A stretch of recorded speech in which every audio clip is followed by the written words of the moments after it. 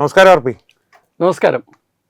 ബലൂചിസ്ഥാൻ സ്വാതന്ത്ര്യം പ്രഖ്യാപിച്ചു കഴിഞ്ഞ് അവരുടെ സ്വന്തം പതാക, സ്വന്തം കറൻസി, ദേശീയ ഗീതം ഇതെല്ലാം അവർ സ്വീകരിച്ചു കഴിഞ്ഞു. അവരുടെ സ്വതന്ത്ര രാഷ്ട്രമായി പ്രവർത്തിക്കുവാൻ തീരുമാനിച്ചിരിക്കുന്നു എന്നുള്ളത്. പാകിസ്ഥാൻ്റെ ഭാഗത്തേക്കും ചൈനയുടെ ഭാഗത്തു നിന്നും ഒക്കെ പ്രതികരണങ്ങൾ നമുക്കറിയേണ്ടതുണ്ട്. അർപ്പിയിൽ അതിലേക്ക് വരാം. പക്ഷേ ഇപ്പോൾ ഒരു സാഹചര്യം നമ്മൾ സങ്കല്പിക്കുകയാണ്. ബലൂചിസ്ഥാൻ ഒരു സ്വതന്ത്ര രാഷ്ട്രമായി വിട്ടുപോവുകയാണ്, പാകിസ്ഥാനിൽ നിന്ന് അടർന്നു മാറുകയാണ്.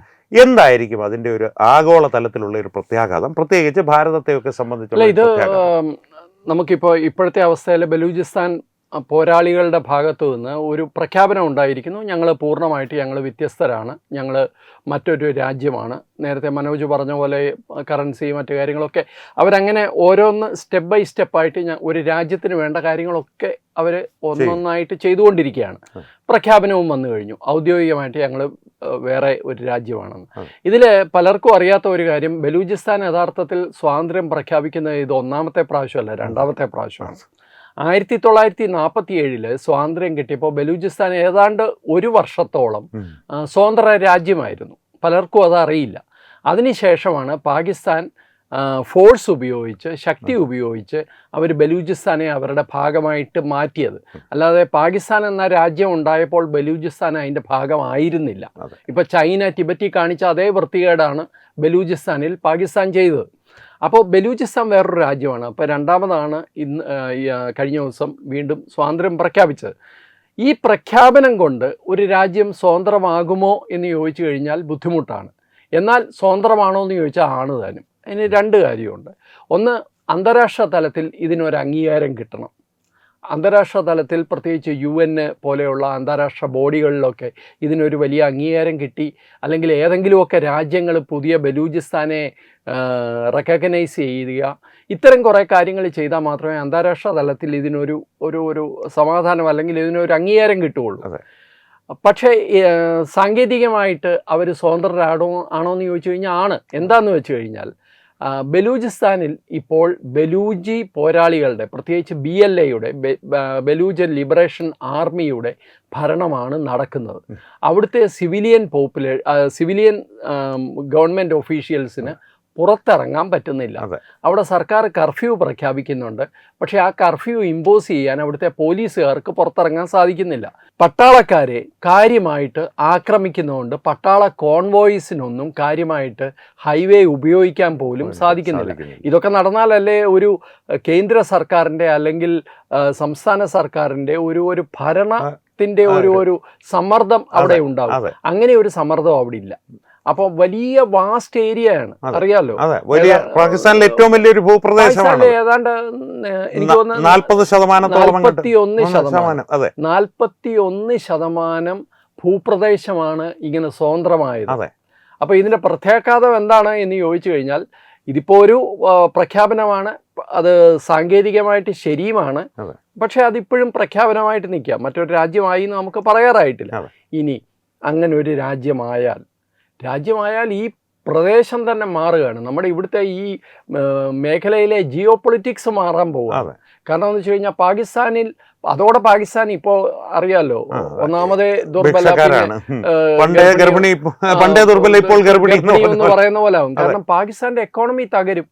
പാകിസ്ഥാനിലെ റിസോഴ്സസിന്റെ ഒരു വലിയ ശതമാനം ബലൂചിസ്ഥാനിൽ നിന്നാണ് വരുന്നത്. ഇപ്പൊ ഞാൻ ഒരു ഉദാഹരണം പറയാം. പാകിസ്ഥാനിൽ ഉപയോഗിക്കുന്ന പാചകവാതകമാണ്. പാചകവാതകത്തിൻ്റെ ഏതാണ്ട് 50% വരുന്നത് ബലൂചിസ്ഥാനിൽ നിന്നാണ്.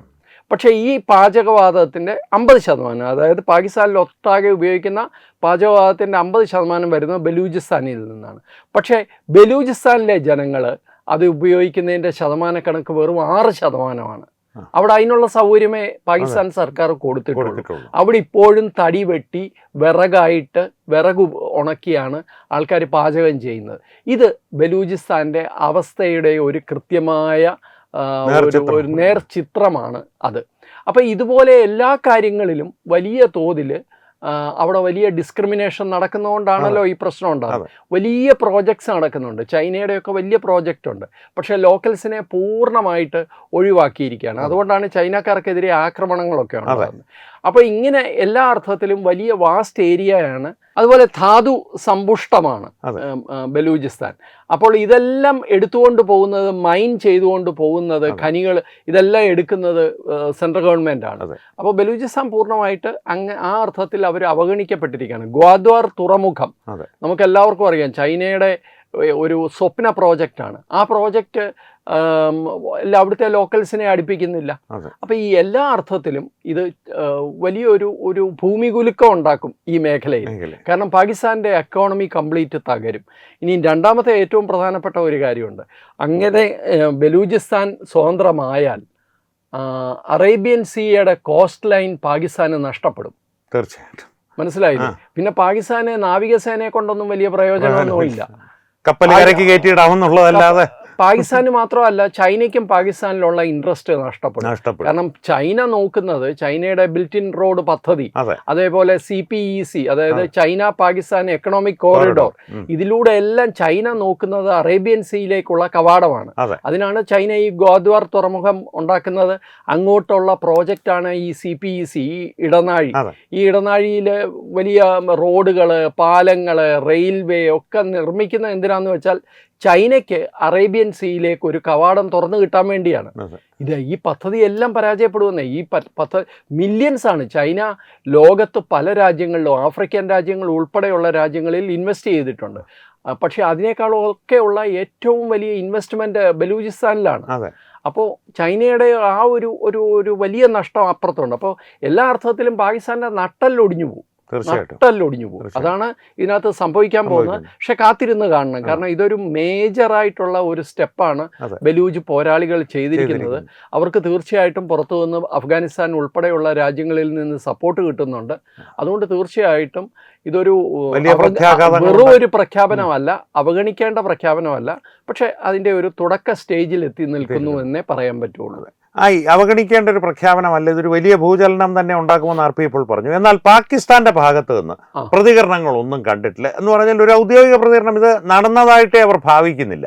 എന്തായിരിക്കും അവരുടെ ഒരു പ്രതികരണം? സ്ട്രാറ്റജിയാണ്. അവർ അതിനോട് പ്രതികരിച്ചു തുടങ്ങിക്കഴിഞ്ഞാൽ പിന്നെ അത് അവർ അംഗീകരിക്കുക അല്ലെങ്കിലും എതിർക്കുമ്പോൾ തന്നെ ഒരു അംഗീകാരമുണ്ട്. അപ്പോൾ അത് വരാൻ പാടില്ലാത്തത് കൊണ്ടായിരിക്കണം അവർ പറയാത്തത്. അല്ലെങ്കിൽ പാകിസ്ഥാൻ ഒരു വലിയ അടിച്ചമർത്തലിന് തയ്യാറെടുക്കുകയായിരിക്കാം, ഒരു വലിയ മിലിറ്ററി ആക്ഷന് തയ്യാറെടുക്കുകയായിരിക്കും. കാരണം ബലൂചിസ്ഥാൻ ഇവർക്ക് എളുപ്പമല്ല. അതിനൊരു കാരണം നമ്മൾ നേരത്തെ പറഞ്ഞ പോലെ 41% ഭൂപ്രദേശം ഉണ്ടെങ്കിലും പാകിസ്ഥാൻ ജനസംഖ്യയുടെ വളരെ ചെറിയൊരു ശതമാനം മാത്രമേ ബലൂജികളായിട്ടുള്ളൂ. കാരണം പോപ്പുലേഷൻ വളരെ കുറവാണ്, അവിടുത്തെ ജനസാന്ദ്രത വളരെ കുറവാണ്. ഏതാണ്ട് എനിക്ക് തോന്നുന്നത് 1,40,00,000 ജനങ്ങളെ ഉള്ളൂ ബലൂചിസ്ഥാൻ. കേരളത്തിനേക്കാളും കുറവാണ്. യെസ്, അതെ. പക്ഷേ പാകിസ്ഥാൻ എന്ന രാജ്യത്തിന്റെ ഏതാണ്ട് പകുതിയോളം ബലൂചിസ്ഥാനാണ്. അവിടെ പോപ്പുലേഷൻ വളരെ, ജനസാന്ദ്രത വളരെ കുറവാണ്. 6 പേരോ 10 പേരോ ഏതാണ്ട്. അപ്പോൾ ആ അർത്ഥത്തിൽ നോക്കിക്കഴിഞ്ഞാൽ അവിടെ അത് ഇംപ്ലിമെൻ്റ് ചെയ്യാൻ എളുപ്പമല്ല. അതുപോലെ തന്നെ പാകിസ്ഥാൻ എന്ന് പറയുന്ന ഒരു രാജ്യത്തിനെതിരെ ഒരു വലിയ വിപ്ലവം ഉണ്ടാക്കാനും ഈ ജനസംഖ്യയെ കൊണ്ട് സാധ്യമല്ല. കാരണം ഈ BLA പോരാളികളെന്ന് പറയുന്നവരുടെ എണ്ണം തന്നെ ഡിസ്പ്യൂട്ടുണ്ട്. 5,000 പേര് 6,000 പേര് അതാണ്ടേ ഉള്ളെന്നുള്ളത്. അപ്പോൾ എല്ലാ അർത്ഥത്തിലും അവരെ അടിച്ചമർത്താൻ ചിലപ്പോൾ പാകിസ്ഥാൻ ഒരു തയ്യാറെടുപ്പായിരിക്കും. അതായിരിക്കും ഈ മൗനത്തിൻ്റെ ഒരു കാരണം. അല്ലെങ്കിൽ ഇത് പൂർണ്ണമായിട്ട് അവോയ്ഡ് ചെയ്യുക, ഞങ്ങൾ ഞങ്ങളുടെ കാര്യങ്ങളുമായിട്ട് മുമ്പോട്ട് പോവുക. എന്തായാലും പാകിസ്ഥാൻ അവിടെ ബലൂചിസ്ഥാനിൽ അവരുടെ പട്ടാള സാന്നിധ്യം വർദ്ധിപ്പിക്കുമെന്നുള്ള കാര്യത്തിൽ സംശയമൊന്നും വേണ്ട. അടുത്തൊരു ചോദ്യം, പാകിസ്ഥാന്റെ പ്രതികരണത്തെക്കുറിച്ച് RP പറഞ്ഞു. ചൈന എങ്ങനെയായിരിക്കും ഇതിൽ പ്രതികരിക്കുന്നത്? കാരണം ചൈനയുടെ ഒരുപാട് നിക്ഷേപങ്ങളും താല്പര്യങ്ങളും അതിൻ്റെ ഈ പ്രദേശത്തിൽ ബന്ധപ്പെട്ട് കിടക്കുന്നു. RP തന്നെ പറഞ്ഞതുപോലെ അറബിക്കടലിലേക്കുള്ളൊരു, അറബ് മഹാസമുദ്രത്തിലേക്കുള്ളൊരു കവാടമായിട്ട് അവരിതിനെ കാണുന്നു. ഈ ബലൂചിസ്ഥാൻ നഷ്ടപ്പെട്ടാൽ പാകിസ്ഥാനിലുള്ള താല്പര്യം തന്നെ തീരും. ഈ സാഹചര്യത്തോട് ചൈന എങ്ങനെയാകും പ്രതികരിക്കുക? ചൈന 2 രീതിയിൽ പ്രതികരിക്കാൻ സാധ്യതയുണ്ട്. ഇപ്പം തന്നെ ചൈന എല്ലാ അർത്ഥത്തിലും ഈ ബലൂചിസ്ഥാനിലെ അടിച്ചമർത്തൽ ഭീകരമാകട്ടെ ബലൂചിസ്ഥാനിൽ. അത് നമ്മളത് അറിയാതെ പോകുന്നതാണ്. വംശഹത്യ എന്ന് തന്നെ പറയാം. മനുഷ്യാവകാശ ലംഘനങ്ങളാണ് അവിടെ നടന്നുകൊണ്ടിരിക്കുന്നത്. അവിടുത്തെ എഴുതാനും വായിക്കാനും അറിയാവുന്ന ശബ്ദമുയർത്തുന്ന ആൾക്കാർ പലരും അപ്രത്യക്ഷരാകുന്നുണ്ട്, പലരെയും അറസ്റ്റ് ചെയ്ത് അകത്താക്കുന്നുണ്ട്, അപ്പോൾ വലിയ തോതിൽ ഉപദ്രവിക്കുന്നുണ്ട്. അതിൽ സ്ത്രീകളുണ്ട്, സ്ത്രീകൾ ഉൾപ്പെടെ വനിതാ നേതാക്കന്മാർ വരെയുണ്ട്. അപ്പോൾ വലിയ തോതിൽ അടിച്ചമർത്തൽ നടക്കുന്നുണ്ട്.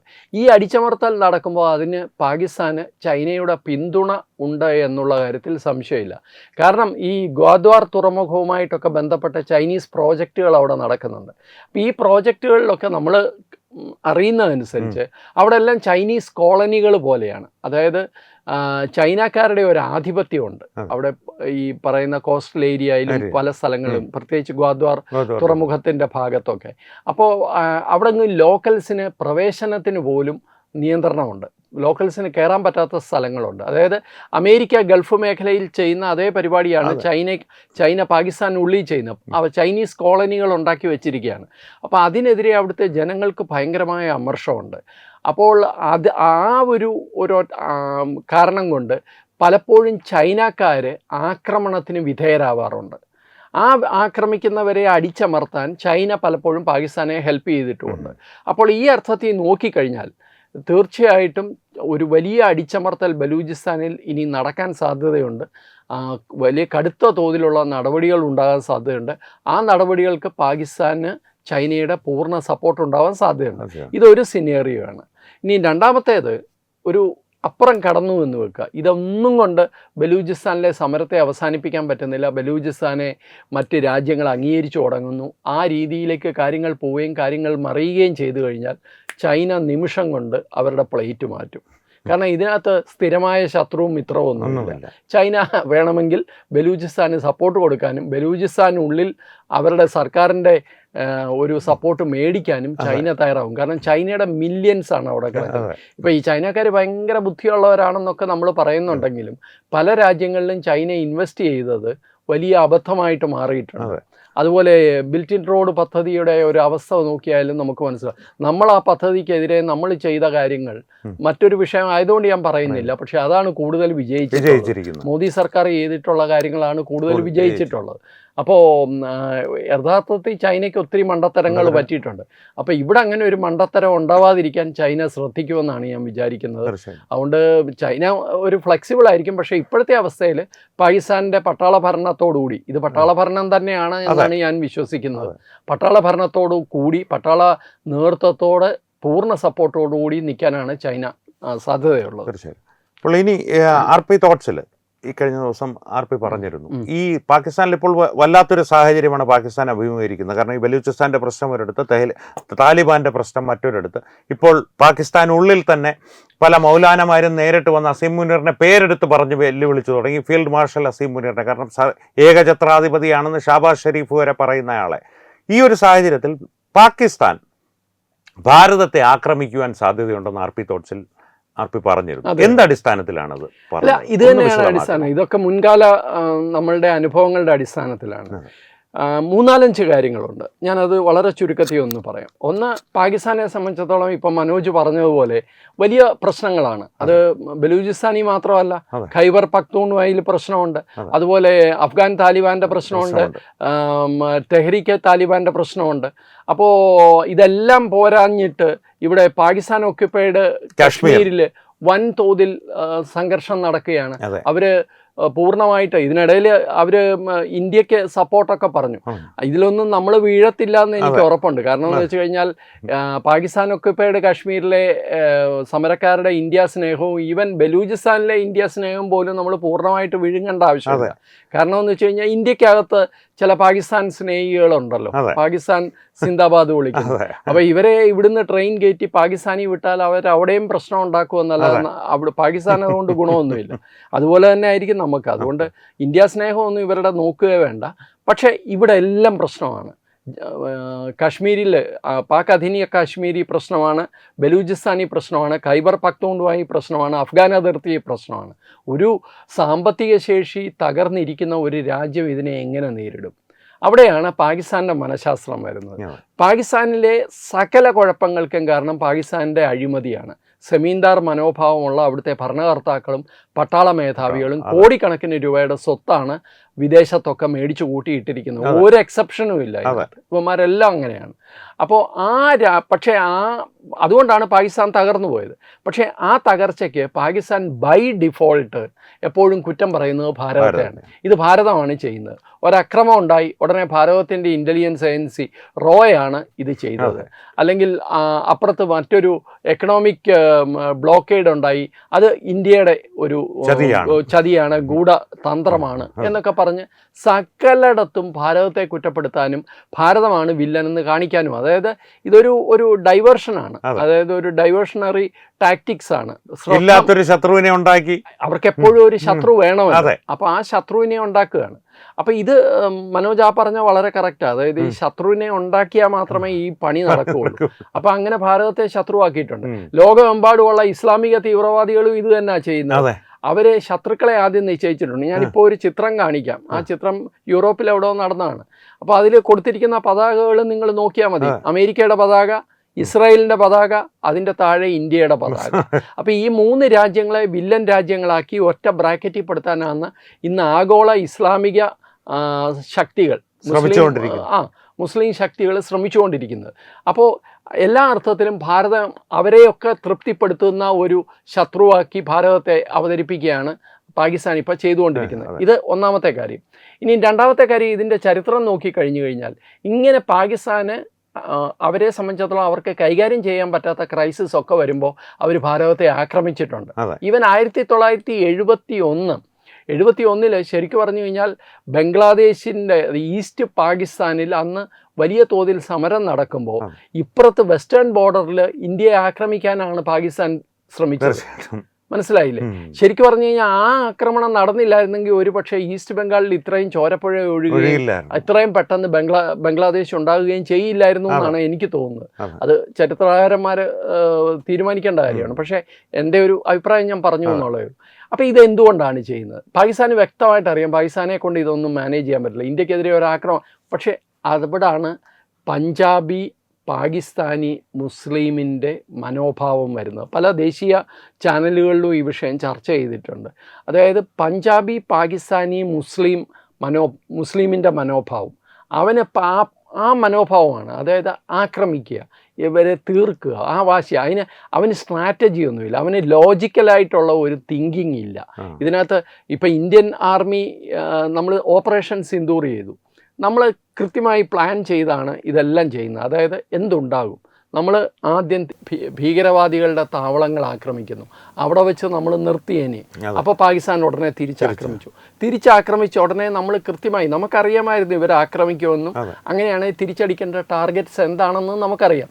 നമ്മൾ കൃത്യമായിട്ട് തിരിച്ചടിച്ചപ്പോൾ അവർ ആദ്യം പറഞ്ഞത് ഞങ്ങൾ ഈ യുദ്ധം ഭയങ്കരമാണ്, ഞങ്ങൾ ഇപ്പം ഇന്ത്യയെ തീർത്തു കളയെന്ന് പറയുമ്പോൾ 24 മണിക്കൂറിനുള്ളിൽ അവർ തന്നെ സീസ് ഫയർ ആവശ്യപ്പെട്ടപ്പോൾ നമ്മളത് പറ്റില്ല എന്നൊന്നും പറഞ്ഞില്ല. നമ്മളവിടെ വെച്ച് സീസ് ഫയർ നടത്തി. നിങ്ങളാണ് തുടങ്ങിയത്, നിങ്ങൾ അവസാനിപ്പിച്ചാൽ ഞങ്ങളും അവസാനിപ്പിച്ചു. അപ്പോൾ ഇതാണ് സ്ട്രാറ്റജി. ഈ സ്ട്രാറ്റജി ഒന്നും പാകിസ്ഥാൻ പട്ടാളത്തിൻ്റെ കാര്യത്തിൽ വർക്കൗട്ട് ആവില്ല. അതുകൊണ്ട് അവർ കൃത്യമായിട്ട് ഭാരതത്തെ ആക്രമിക്കാൻ സാധ്യതയുണ്ട്, അല്ലെങ്കിൽ ഒരു വലിയ ഭീകരാക്രമണം ഉണ്ടാവാനും സാധ്യതയുണ്ട്.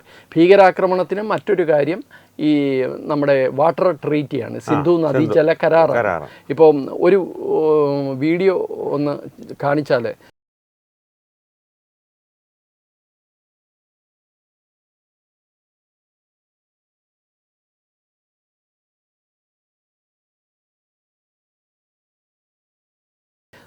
ഈ വീഡിയോയിൽ കാണുന്നത് പാകിസ്ഥാൻ ഒക്യുപ്പൈഡ് കശ്മീരിലെ മംഗള ഡാമിൽ LETയുടെ ഭീകരവാദികൾ കഴിഞ്ഞ ദിവസം പരിശീലനം നേടുന്നതാണ്. അതായത് ലോങ് ഡിസ്റ്റൻസിൽ നീന്താൻ വേണ്ടി പരിശീലനം നേടുന്നതാണ്. ഇത് ഭാരതത്തിൽ അധികം ആൾക്കാർക്ക് കിട്ടിയിട്ടില്ല എന്നാണ് തോന്നുന്നത്. അപ്പോൾ ഇവരെന്തിനാണ് ഇത് ചെയ്യുന്നതെന്ന് വെച്ച് കഴിഞ്ഞാൽ ആക്രമണത്തിന് മുന്നോടിയായിട്ടാണ്.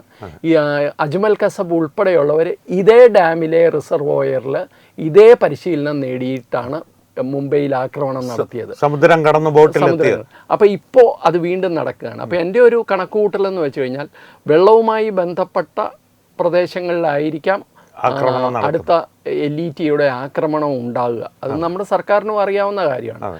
അപ്പോൾ അതാണ് മൂന്നാമത്തെ കാര്യം. അതായത് ഈ സിന്ധു നദീജല കരാർ ഒരു വിഷയമാക്കി എടുത്തുകൊണ്ട് ഞങ്ങളുടെ വെള്ളം കൂടി മുട്ടിക്കുന്നു, അതിനെതിരെ ഞങ്ങൾ പ്രതികരിക്കുന്നു എന്ന് പറഞ്ഞ് പാകിസ്ഥാൻ ചെയ്യുക. പാകിസ്ഥാൻ ഇതൊക്കെ ചെയ്താൽ ഗുണമാവുമോ എന്ന് ചോദിച്ചാൽ അവർക്കൊരു ഗുണവും ഇല്ല, അവർക്ക് വലിയ നഷ്ടം. പക്ഷേ അവരുടെ ലോജിക്ക് അങ്ങനെ അല്ല വർക്ക് ചെയ്യുന്നത്. ഹിന്ദുവാണ് ഞങ്ങളുടെ ശത്രു, ഹിന്ദുക്കളും ഞങ്ങളും വ്യത്യസ്തരാണ് എന്നാണ് അസീം മുനീർ പോലും പറയുന്നത്.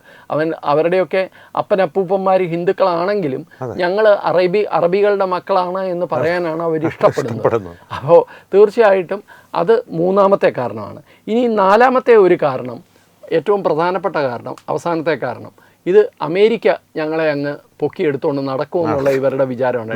ഇപ്പം ഇന്ത്യയുമായിട്ടൊരു യുദ്ധം വന്നു കഴിഞ്ഞാൽ ട്രംപ് ഞങ്ങളെ പൂർണ്ണമായിട്ട് സപ്പോർട്ട് ചെയ്യുമെന്ന് ഇവർ ധരിച്ചു വശമായിട്ടുണ്ട്.